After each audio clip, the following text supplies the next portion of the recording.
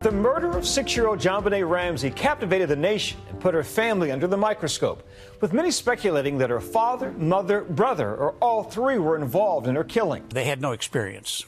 The fellow investigating our case for 25 years was an auto theft investigator before he took this case over. For more than 20 years, JonBenet Ramsey's tragic death has remained one of the most chilling and unsolved mysteries in America. Countless theories, suspicions, and debates have surrounded the case, keeping the world captivated. But recently, everything shifted when her father, once viewed as a prime suspect, finally broke his silence. His words sent shockwaves across the globe, raising new questions and stirring old emotions. What did he reveal? Stay with us as we uncover the truth behind this startling confession. The night that changed everything. It was the 26th day of December in the year 1996, early in the morning, that Patsy Ramsey awakened and discovered that her 6-year-old daughter, JonBenet, was missing from her bed. At 5:52 a.m. Mountain Standard Time, she found a bizarre, rambling ransom note on the staircase. Addressed to Mr. Ramsey, the note demanded exactly $118,000 for the child's return, a sum that suspiciously equaled the year-end bonus John Ramsey had received. The fact that the ransom demand matched precisely his bonus raised deep concerns that the author of the note possessed intimate financial knowledge of the family. The note was remarkably long, over 2.5 pages, and was written on paper taken from inside the house. Despite explicit instructions within the note not to involve the police, Patsy dialed 911 immediately. Police officers arrived within minutes and performed a cursory search, but failed to notice that several windows and a door had been left unlocked overnight, and one basement window had previously been broken by John Ramsey himself when locked out. Even worse, friends, neighbors, and a local minister moved through the house before law enforcement formally secured the scene, compromising what should have been a pristine crime scene. Several hours later, John Ramsey and a family friend, Fleet White, discovered JonBenet's body in the family's basement in what was known as the wine cellar. She lay wrapped in a white blanket, her mouth covered in black duct tape, her right hand bound with rope, and a homemade garrote, constructed of a nylon cord tied to a paintbrush handle, around her neck. When John removed the tape and bindings, JonBenet was already dead. The autopsy determined that JonBenet passed away from asphyxia by strangulation associated with craniocerebral trauma, confirming both strangulation and a skull fracture. Though there was no physical evidence of forced intimate activity, the presence of injury in the private parts and the likelihood that the same paintbrush was used to harm her were noted, and the death was officially ruled a homicide. One significant investigator, retired Detective Lou Smith, was brought in by the district attorney's office in early 1997. He observed that a broken basement window, along with unlocked entry points, could indicate intruder access. Smith championed the theory that an intruder entered, subduing JonBenet and then leaving the ransom note as misdirection. However, critics questioned this theory, pointing out intact cobwebs and undisturbed dust on the basement window grate, suggesting the window had not been recently used as an entry point. But how did John Ramsey become a suspect in his daughter's case? The weight of suspicion. On a cold Christmas night in 1996, the Ramsey family faced a tragedy that would shock the world. 6-year-old JonBenet Ramsey was found dead in her home under circumstances that were both strange and heartbreaking. From the very beginning, her father, John Ramsey, became a central figure in the investigation and the public's scrutiny. He was a devoted father, yet he found himself navigating grief while being treated with suspicion, a weight that no parent should bear. The media quickly turned the case into a nationwide spectacle. Every detail of JonBenét's death was dissected in newspapers, television programs, and tabloids. Headlines speculated wildly, and public attention focused intensely on the Ramsey family. The bizarre ransom note, the lack of forced entry, and the unusual discovery of JonBenét's body made authorities and the public question the family.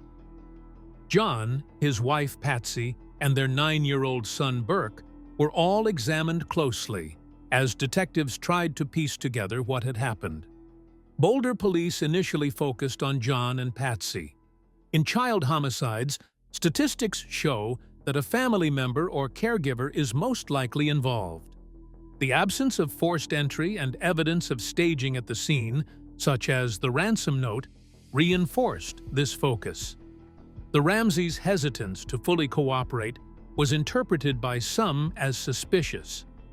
John and Patsy explained that they feared investigators would dismiss the possibility of an intruder and prematurely label them as guilty. However, this hesitation fueled speculation, and the public quickly formed opinions based on limited information. Theories about Patsy and Burke also emerged. Some suggested that Patsy might have acted in a moment of rage after JonBenet had an accident in bed, accidentally causing her death. However, she had no known history of uncontrolled anger, and Burke later insisted the family was loving and disciplined, not violent. Investigators interviewed Burke multiple times, and psychologists found the family relationships to be caring and supportive. Still, in the chaotic coverage of the case, every family member was scrutinized, and theories circulated widely, sometimes without strong evidence. Despite these theories, experts such as former FBI profilers contended that John and Patsy Ramsey did not cause the death of their daughter. Yet John remained under a heavy cloud of suspicion. The public and media often focused on what they believed were inconsistencies or unusual behaviors, making him a figure of both grief and controversy. He continued to participate in the investigation where possible, offering rewards for information and submitting to interviews, even while facing relentless public judgment. The legal process added further complication. In 1999, a Colorado grand jury voted to indict John and Patsy on charges of child harm, claiming they had placed JonBenet in a dangerous situation that led to her death. The district attorney declined to sign the indictment, citing insufficient evidence. Though the case against the parents was never legally pursued, the vote left a lingering shadow. Meanwhile, theories about Burke's involvement, such as accidental injury during a sibling dispute, also circulated but were never supported by formal investigation. Through it all, John Ramsey's role as a grieving father remained central. He endured the impossible balance of mourning his daughter while being treated as a suspect. He navigated public criticism, theories about other family members, and the painful uncertainty of a case that remained unresolved for decades. The tragedy of JonBenet Ramsey is not just about the loss of a child, but also about the heavy scrutiny and suspicion placed on a family already in mourning. However, the story did not end there. There were still mysteries surrounding the case. The mystery that lingers. Years passed with the investigation drifting and theories proliferating. In December 2003, forensic analysts were able to extract a DNA profile from a mixed blood sample found on JonBenet's underwear. That DNA belonged to an unknown male and excluded every member of the Ramsey family. Though it did not match any profile in CODIS, the National DNA Database, this breakthrough shifted the focus of investigators. Further forensic review in 2016, with more sensitive technology, revealed that the original DNA reportedly contained genetic markers from 2 individuals other than JonBenet herself. James Kohler, a lead investigator from the district attorney's office, confirmed the presence of at least 6 unknown DNA samples on multiple surfaces and items, including the garrote and paintbrush. Some investigators, including former FBI profiler Candice DeLong and forensic pathologist Michael Baden, cautioned that trace DNA might have been transferred through innocuous means, such as contamination during manufacturing. Nevertheless, many considered the repeated presence of the same unknown male DNA across items strongly suggestive of the criminal's involvement. On July 9, 2008, District Attorney Mary Lacey formally cleared the Ramsey family as suspects, issuing John Ramsey a letter stating that, based on new DNA evidence, there was an unexplained third party, an intruder, responsible for the crime. She offered a public apology for the family's ordeal under suspicion. However, her successor, D.A. Stan Garnett, later clarified that while heartfelt, Lacey's letter was not legally binding. The case remained unsettled. In 2006, John Mark Carr falsely confessed in Thailand, claiming responsibility for JonBenet's death. Investigators rejected his confession when his DNA failed to match the crime scene evidence and his account lacked credible detail. Investigators continued to explore other suspects over the years, including Gary Oliva, a convicted intimate offender, Michael Helgoth, a local electrician, and others, but none yielded DNA matches or conclusive evidence. All remained uncharged.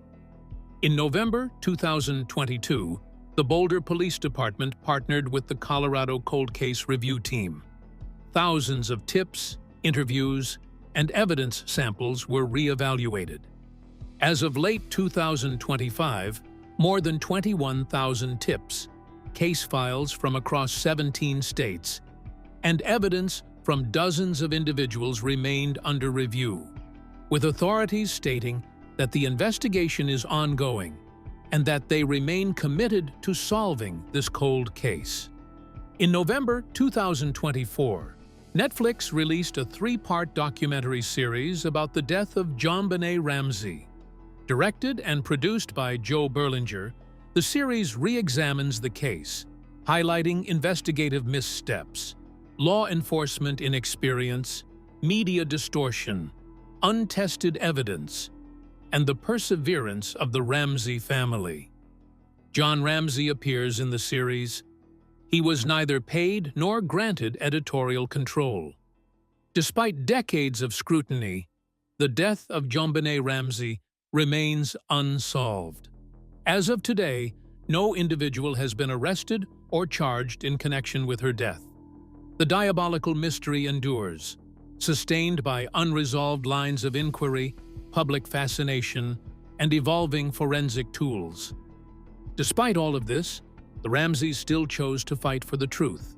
How will they achieve it? The Ramseys keep the case alive.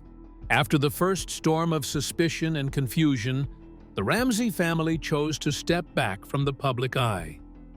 For many months following the tragedy, they avoided cameras, interviews, and the endless swirl of speculation. This period of silence lasted more than a year. To the outside world, it may have looked like retreat, but for the Ramseys, it was a way to gather strength while enduring unbearable grief and scrutiny. In 1998, they finally allowed themselves to be seen again in a British documentary. It was their first attempt to share their side after a silence that stretched over 14 long months. During this time, the public had grown used to hearing only from investigators, commentators, and media voices who filled the gap with theories and guesses. When the Ramseys appeared, they were not speaking to gain sympathy, but to make clear their insistence on innocence. Their presence reminded viewers that beneath the headlines, there was still a family in mourning, holding tightly to their truth. That appearance did not put an end to suspicion, nor did it suddenly calm the storm of rumors. But it marked a shift. The Ramseys were no longer simply silent figures in the background of a sensational case. They began to show the world that they would not disappear quietly, even as they continued to carry the weight of a devastating loss. For years after, the family kept a careful balance. They did not speak often, But when they did, their words carried purpose. Each time the aim was to bring attention back to the search for justice, to remind the public and the authorities that the case was still unsolved, and to make sure JonBenet's story was not forgotten. They knew that silence could be mistaken for surrender, and so they chose carefully timed moments to step forward, always with the goal of pressing the search forward. As decades passed, technology advanced, and new interest in cold cases began to grow. By the year 2024, Jon Ramsey once again placed himself before the public, this time through a global platform. A Netflix series titled Cold Case featured his voice and his determination. His participation showed a father who, after nearly 3 decades, refused to give up. However, things took a dramatic turn after Jon Ramsey revealed new evidence in the case. How had no one noticed it for decades? The turning point in a cold case. Nearly 3 decades after the tragic loss of his daughter, Jon Ramsey stepped forward once more, with a determination that felt stronger than ever. The years had passed, but his love for JonBenet had not faded, and neither had his hope that answers could still be found. By the end of the year 2024, Jon made it clear that he was not done fighting. He announced plans for an important meeting set for January of 2025 with Boulder's police chief, Stephen Redfearn, and an independent genetic genealogy lab. The goal was simple yet powerful: to push for a fresh review of untested evidence that had long been overlooked. This announcement reignited attention around the case. For so many years, people had wondered if justice would ever come. Now, with a new police chief open to discussion and modern technology ready to be used, there was a spark of hope. The idea of retesting evidence that had sat quietly for decades stirred optimism not just for Jon and his family, but also for investigators and followers of the case around the world. The timing felt different from the past. There was new leadership in Boulder, a sense of momentum, and, most importantly, advances in science that could shed light on what happened all those years ago. Both the police and the FBI expressed cautious optimism.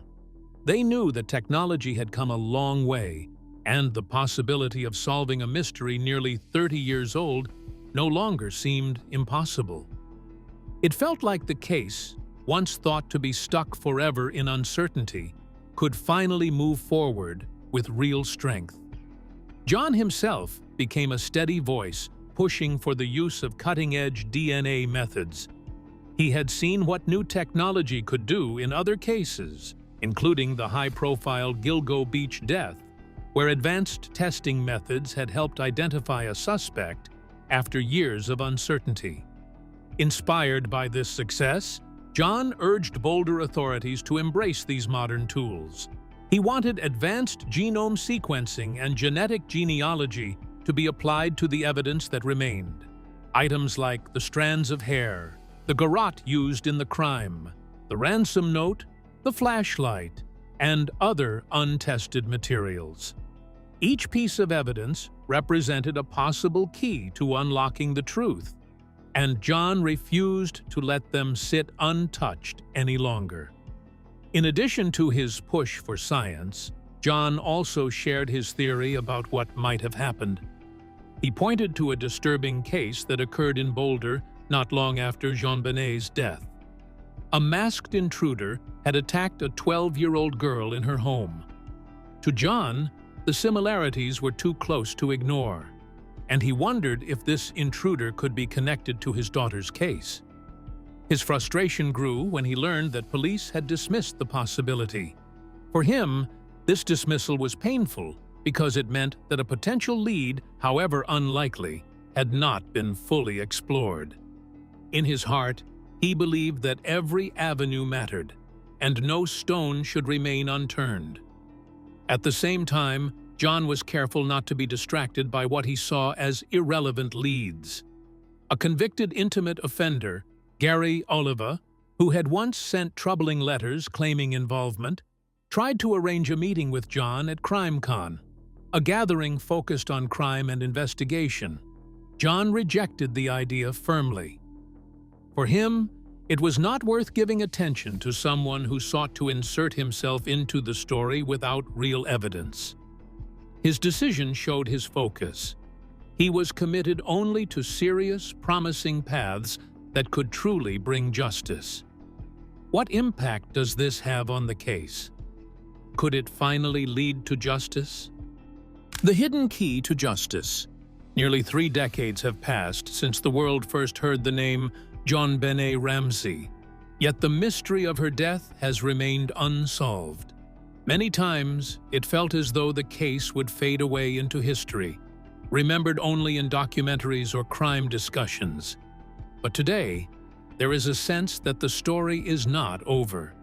This moment feels different, as if the pieces that have been missing for so long are finally beginning to fall into place. The reason it matters so deeply is not just because of what science can now do, but also because of how the world is paying attention once more, and how one father's voice, still strong in his 80s, is guiding the call for truth. The biggest reason this moment shines with hope is the progress of technology. When JonBenet's life was taken in the 1990s, DNA testing was only beginning to be used in investigations. The methods were basic, slow, and unable to give clear answers in many cases. But the years since then have brought extraordinary breakthroughs. Today, investigators can study even the smallest traces left behind at a crime scene. With advanced sequencing and genetic genealogy, a single strand of hair or a faint trace of skin cells can point to a family line, leading detectives closer to the person responsible. This means that evidence once thought too weak or unhelpful may now hold the answers that everyone has been waiting for. The tools of today make this one of the most promising moments for a breakthrough in decades. Alongside technology, there is another force pushing this case back into the light: renewed public attention. Interest that might have faded has instead been reignited through fresh coverage and the release of new series. The Netflix program that explored JonBenet's story reminded millions of viewers that justice has not yet been served. Media outlets once again began sharing updates, exploring theories, and asking questions. This wave of attention created pressure, not just from the family but from society at large. Authorities who might have once felt the case was too cold or too distant are now being reminded that the world is still watching. This matters because public focus can often push stalled cases forward, giving investigators the support and urgency they need to act. At the center of this renewed push stands John Ramsey, a father who has carried the weight of loss for nearly 30 years. Now in his 80s, his decision to step forward once more carries symbolic weight that cannot be ignored. His return is not simply the action of a man defending his family's name. It is the act of a parent who refuses to let his daughter's story be left unfinished. His persistence shows the depth of his love and his unshakable hope that justice can still be found. If you enjoyed this video, like and subscribe, and also click the next video shown on your screen.